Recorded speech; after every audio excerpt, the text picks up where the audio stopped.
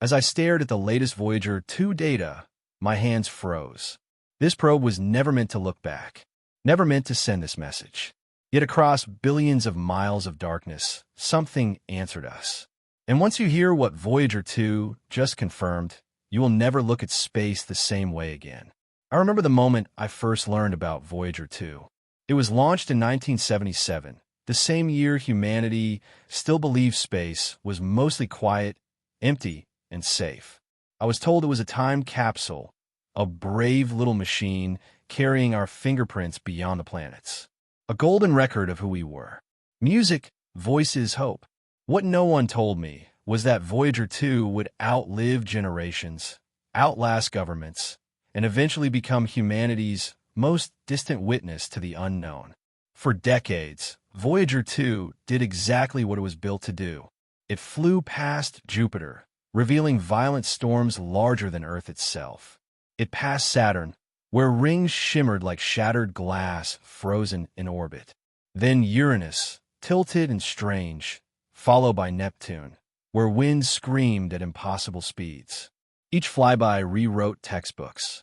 Each discovery pushed humanity forward. We celebrated, we applauded, and then we forgot about it. But Voyager 2 never stopped. Long after its mission should have ended, it kept moving. Faster, farther, colder, into a region no human-made object had ever touched before. The edge of the sun's influence. The boundary where our star finally loses its grip on space itself. Scientists call it the heliopause. I call it the border between home and the abyss. In 2018, Voyager 2 crossed that invisible line.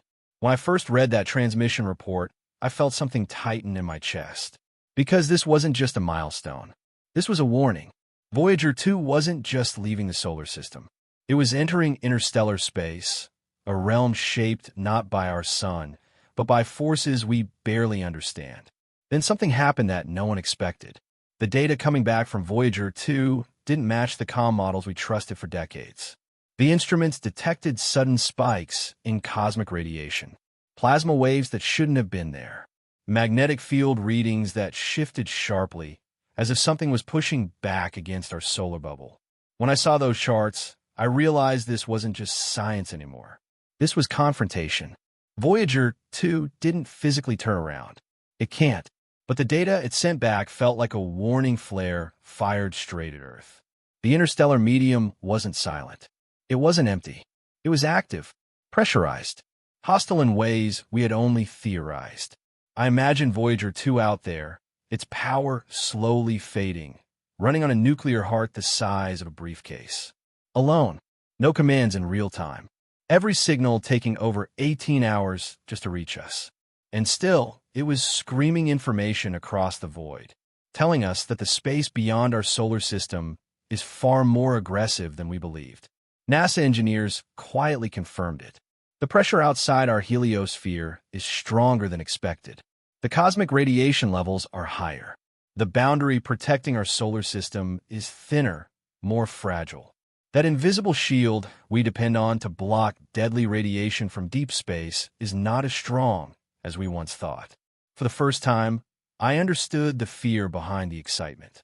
If Voyager 2 can feel this pressure now, what happens when our sun weakens billions of years from today? What happens if our heliosphere shrinks? What happens if Earth is exposed? Suddenly, Voyager 2 wasn't just a probe. It was a future warning system. Every crackle in its signal felt emotional to me. This machine was built by humans who never imagined it would still be alive in the 2020s. People who never imagined it would be the one to confirm that interstellar space is not a gentle ocean. It's a storm. As I listened to scientists describe the data, I noticed how carefully they chose their words. They didn't say danger. They said unexpected.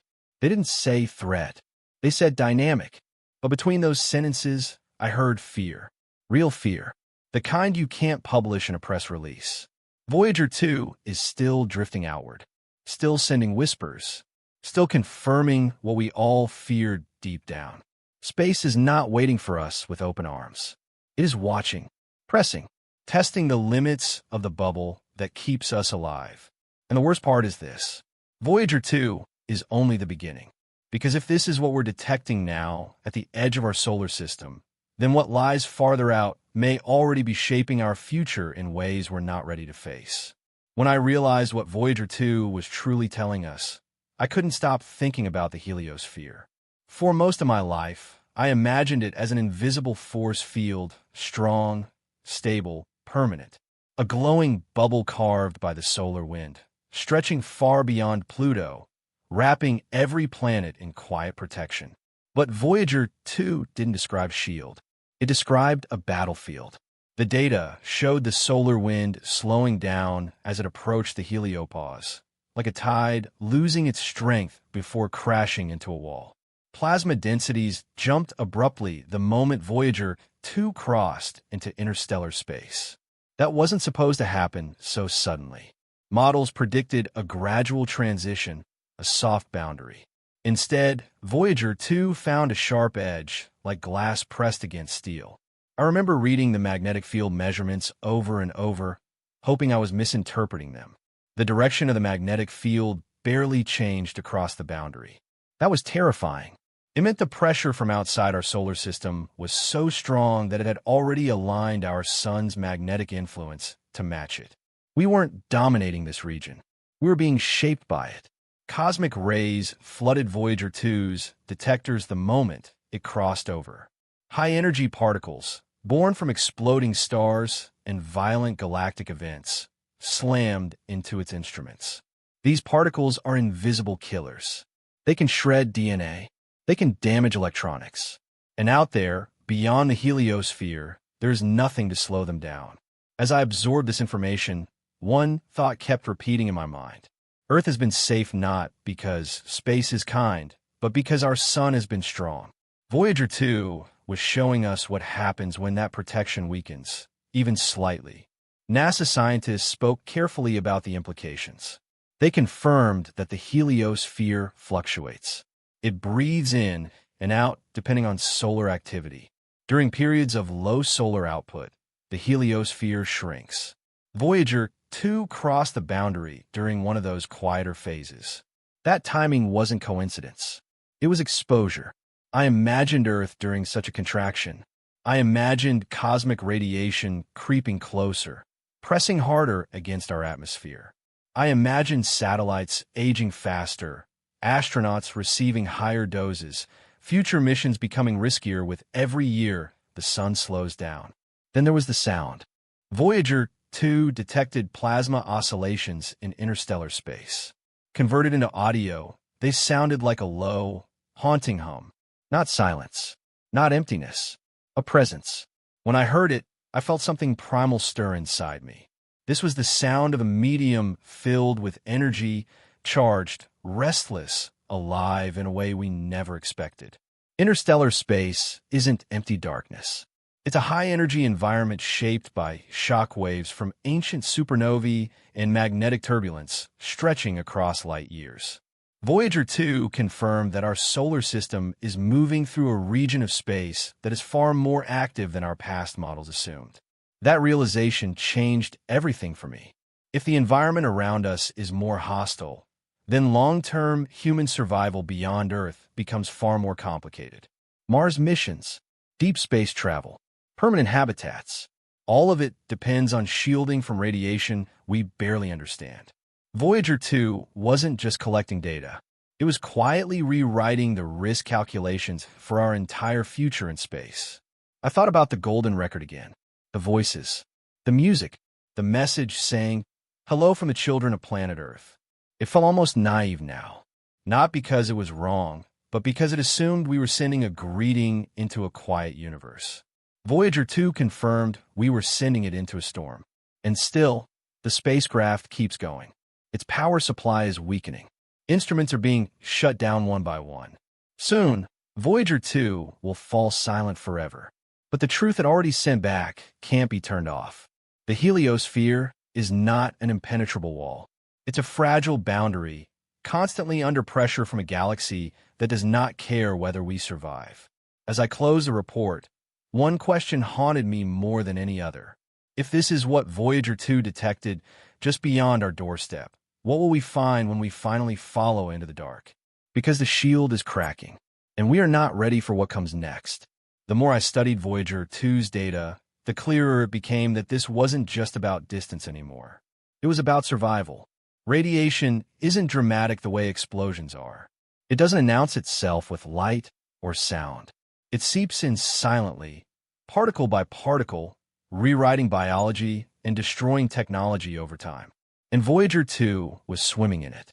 When the probe crossed into interstellar space, its cosmic ray subsystem registered something chilling.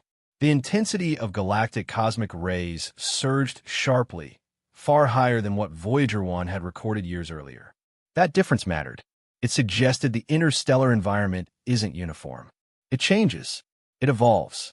And right now, our solar system may be drifting through a particularly dangerous neighborhood of the galaxy. I kept thinking about astronauts. Every human who has ever lived has survived beneath Earth's magnetic field and thick atmosphere. Even the astronauts aboard the International Space Station are still partially protected. But beyond low Earth orbit, protection vanishes fast. Voyager 2 wasn't just measuring radiation. It was mapping the invisible barrier that makes human exploration possible. And that barrier is thinner than we thought. NASA scientists confirmed that the heliosphere blocks nearly 75% of galactic cosmic radiation when the sun is active. But Voyager 2's readings suggested that number drops significantly during solar minimum. That means timing is everything. A crewed mission launched at the wrong moment could face radiation exposure far beyond current safety limits. I imagine a future spacecraft heading toward Mars, passing through a weakened heliosphere. I imagine the slow accumulation of damage, cells breaking down, electronics glitching, systems failing silently. Voyager 2 wasn't warning us with words. It was warning us with numbers. The probe's instruments also detected anisotropy in cosmic rays. In simple terms, radiation wasn't arriving evenly from all directions. It was being funneled, guided by magnetic fields, shaped by events that happened millions of years ago. Ancient supernova explosions, stellar winds from dead stars. The galaxy remembers its violence, and Voyager 2 is drifting through those scars. That thought unsettled me deeply. Space isn't static.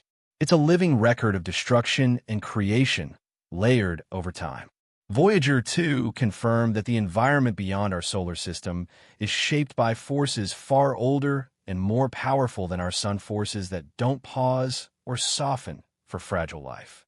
And yet, Voyager 2 keeps sending data. Every transmission feels like a heartbeat growing weaker but more urgent. Engineers have already shut down several instruments to conserve power. Each decision feels like closing an eye forever. Soon, Voyager 2 will go blind. But before that happens, it's giving us one final gift. Truth.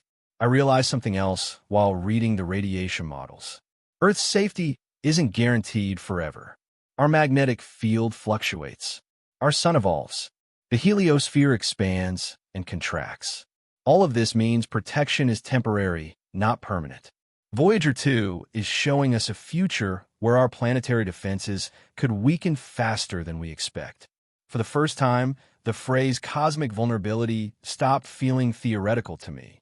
If a strong solar storm hit Earth while the heliosphere was compressed, the consequences could be devastating. Satellites damaged, power grids disrupted, communication lost. Voyager 2's data feeds directly into those risk assessments now. This tiny machine, launched before smartphones existed, is shaping how we defend a modern technological civilization. I also thought about silence. One day, Voyager 2 will stop transmitting. No farewell, no final message, just silence stretching across interstellar space. And yet, even then, it will continue drifting, carrying humanity's message through a galaxy that has already proven itself hostile. That image stayed with me. A lonely probe, radiation washing over it, cosmic particles punching through its aging shell. Still moving, still existing, still proving that survival in space is not about comfort, but endurance. Voyager 2 confirmed what we feared. Not because space is evil, but because it is indifferent. It does not protect life. Life must protect itself. And if we want to become a true spacefaring species, we will have to face that reality head-on. Stronger shielding, smarter mission timing, deeper understanding of cosmic radiation. Voyager 2 has given us the warning. What we do with it will decide everything. Because the universe is not waiting for us to be ready. It never has been. By the time I reached the final pages of Voyager 2's latest analysis, I understood something that felt both thrilling and terrifying.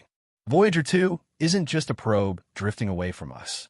It's a scout, a pathfinder. It's showing us exactly what we will face the moment humanity dares to follow it beyond the protective cocoon of our solar system. Every deep space ambition we talk about now carries Voyager 2's shadow. Artemis, lunar gateways, Mars colonies, interstellar probes. All of it depends on understanding the environment Voyager 2 is already swimming through. And that environment is far harsher than the dreams we grew up with. The data revealed that interstellar magnetic fields are stronger and more structured than predicted. They twist and stretch like invisible currents, capable of trapping charged particles and directing radiation in concentrated streams. Voyager 2 didn't just detect these fields. It felt them. Subtle variations in its instruments showed turbulence, a sign that even deep space is in motion. That realization changed how I imagined the journey outward. Leaving the solar system won't be a clean exit. There's no clear doorway, no peaceful transition. There's friction, pressure, a constant exchange of energy at the boundary between stellar systems and the galaxy itself. Voyager 2 crossed that boundary, and what it found was resistance. I thought about future spacecraft traveling for decades, maybe centuries. Vehicles that won't have the luxury of constant communication or real-time human control. Voyager 2 is teaching us how to build those missions. Redundancy, simplicity, systems that can survive isolation and radiation for half a century or more. But even Voyager 2 is running out of time. Its radioisotope power source is slowly decaying. Each year, less energy remains. Engineers are making painful decisions, turning off heaters, disabling instruments, allowing parts of the spacecraft to freeze just to keep its voice alive a little longer. I imagine that struggle like watching a distant lighthouse dim, not because it failed, but because the fuel that sustained it is finally fading. Still, what Voyager 2 has already confirmed will echo far beyond its lifespan. It confirmed that interstellar space is not empty. It confirmed that our solar system is not isolated. It confirmed that our protective bubble is under constant pressure from a galaxy shaped by ancient violence. And it confirmed that if we leave home, we must be ready to face that reality without illusion. I also realized something deeply human in Voyager 2's story. This spacecraft carries no fear, no doubt, no hesitation. It doesn't question its purpose. It just continues. And in that way, it reflects the best part of us. Our curiosity, our refusal to stop at the edge of the map, our need to know what lies beyond the dark. When I look at Voyager 2 now, I don't just see a machine. I see a message sent forward in time. A warning, yes, but also an invitation. The universe is dangerous, but it is knowable. Hostile, but not unreachable. Voyager 2 didn't turn back. It turned the mirror toward us. It forced us to confront the limits of our assumptions. It challenged our belief that space exploration is simply a matter of distance and fuel. It showed us that the true challenge is environment, energy, time, survival. And as Artemis missions prepare to return humans to the moon, and as plans for Mars accelerate, Voyager 2's data sits quietly in the background, shaping decisions most people will never hear about. Shielding designs, mission windows, exposure limits. Every calculation carries its fingerprint. Soon, Voyager 2 will go silent. When it does, it won't mean the end of its mission. It will mean the beginning of ours. Because the path forward is now marked. The question is no longer whether space is dangerous. The question is whether we are brave enough and wise enough to follow Voyager 2 into the unknown. I often think about the day Voyager 2 finally falls silent. There will be no alarm, no dramatic announcement. One moment, A faint signal will reach Earth after traveling billions of miles through darkness. And then, one day it won't. A 47-year conversation between humanity and the cosmos will simply end. But silence doesn't mean failure. Voyager 2 was never meant to last this long. It was built with slide rules, hand-drawn schematics, and technology less powerful than a modern calculator. And yet, it crossed planetary systems, survived radiation storms, and reached a place no human-made object had ever touched before. That alone feels impossible. What it leaves behind is more than data. It leaves perspective. Voyager 2 confirmed that our solar system is not a safe island floating in a calm cosmic sea. It is a fragile bubble, constantly pressed by forces older and stronger than our sun. That truth is uncomfortable, but necessary.